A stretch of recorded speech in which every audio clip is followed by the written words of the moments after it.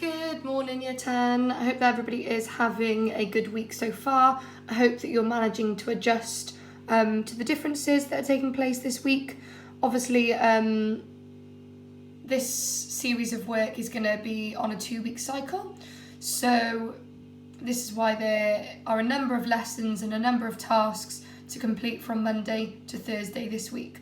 Hopefully everybody managed to achieve Monday's task, which was to hand paint onto some fabric, and I obviously showed you a tutorial video that went with that, and you were introduced to the artist, the designer, the textiles designer and printmaker William Morris. So hopefully you've managed to complete that task. Today you're going to be continuing to work onto your fabric, but I'm going to introduce you to hand sewing into fabric to enhance, to develop and to create new ideas for your project based, again, still on natural forms. So there's a real focus still throughout your project of AO1 and AO2 marking criteria. So you should be, continuing to work from the photos that you took in the previous weeks, and you use those photos to then draw onto your fabric like so. So as you can see, I took a series of photos, I then painted onto my fabric, inspired by those photos and inspired by some of the other pieces that I've created so far throughout my natural forms project from the other tasks that you've completed. So I took inspiration from these ones and also these ones as well. So it's important that there are clear links between your project at present. Okay, going back to the AO1 and the AO2, if you look closely, I've also been experimenting with new media, as that is part of AO2. So this is a new technique that you may have not done before. It may challenge some of you. It might feel comfortable for some of you. But some of you might really enjoy this and think, I want to use this technique more in my work next year. And I've put also find your own artist research that interests you and focuses on textiles and sewing. So what designers can you find and how does it link to your existing project? So as well as this task, so you'll have painted it, you'll then be sewing into it, which I'm going to show you in a minute, and then there's going to be an artist research task that I want you to complete with some drawings and some sewing as well this week. And those tasks, there might be one extra, but those tasks will run primarily over the whole week. And then you'll be in school doing your core subjects on the alternative week. So you'll have 4 hours of lessons for art, and these 3 tasks will run over that week with feedback throughout. So it is important that you do get the tasks done when they are set. Okay, moving on then.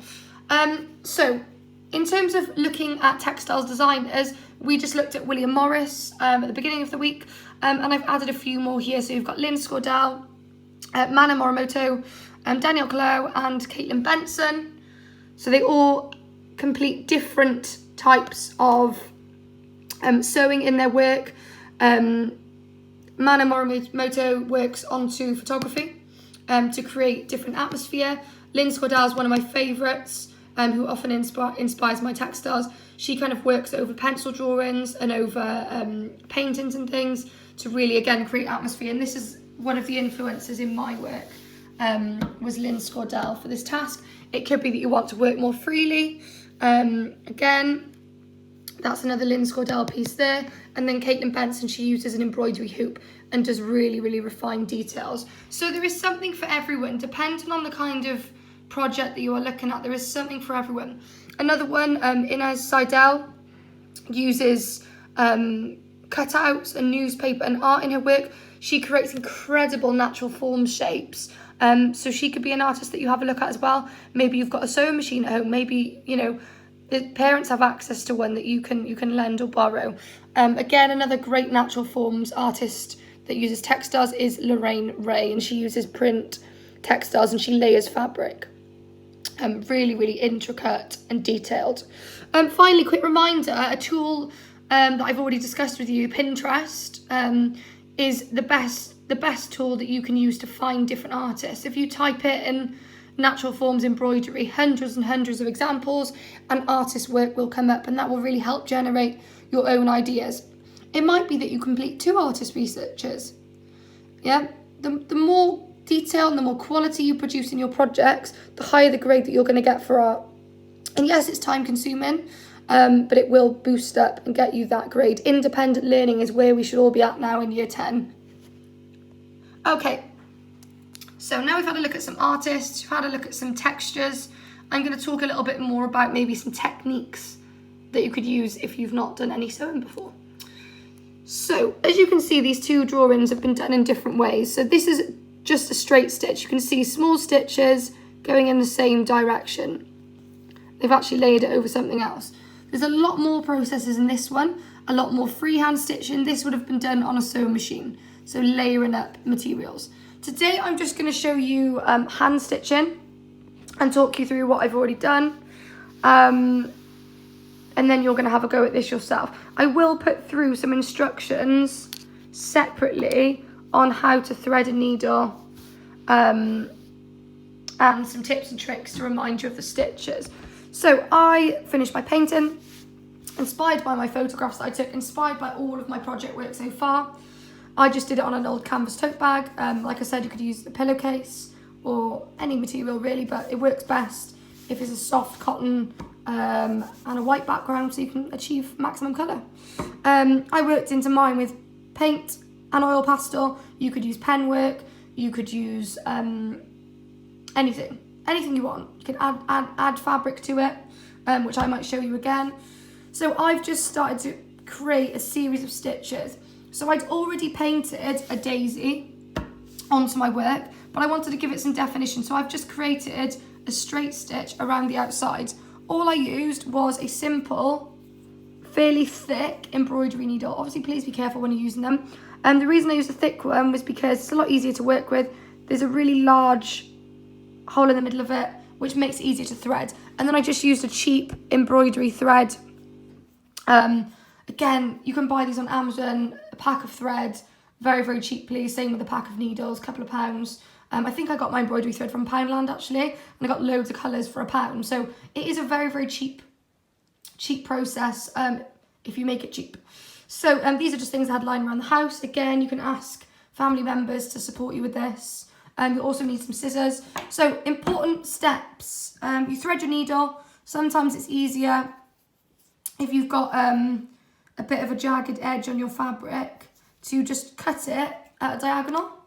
So cut the end of it at a diagonal. Sometimes you need to just wet your finger and roll it on there, because sometimes it's easier to thread through the hoop.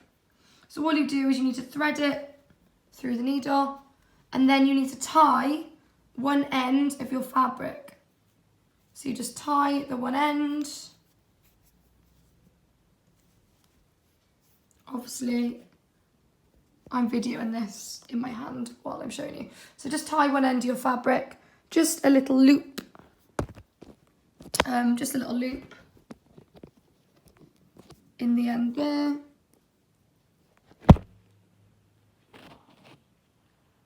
So you can see I've just tied a little loop in the end. If you're using really thin fabric, you will need to be a bit more careful with it, but I've just tied that little loop there. Then all you do is push the needle through the fabric and then weave in and out. And I'm going to put some instructions of how to do this, like I said, clearly in the presentation. But you can do it however you want. I've used really fine stitch in this section here, which took a while, but I really took the shape of the flower. Like I said, I've really followed the painting that I did here, and I've emulated the sections of a daisy. I've done some abstract kind of pattern, and I think I'm gonna do some more painting behind this one. The process is endless, and you can work back into it. It does take quite a long time. I don't want you to, spend hours and hours and hours on this. It's just techniques to practice. If you do find that you really enjoy it, then by all means you can continue it throughout the week. But hopefully that is clear. You are using sewing into your work to experiment, to emphasize, to make areas stand out, and to ultimately learn a new method and technique that satisfies AO1 and AO2 of the objectives. And also, obviously, I want you to carry out some artist research.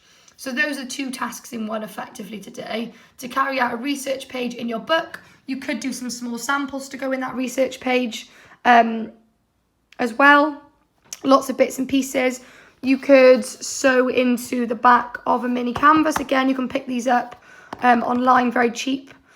So you could sew into the back of that. Canvas material works great to sew into. But I just want you to carry out some small experiments this week using hand sewing and carrying out some artist research.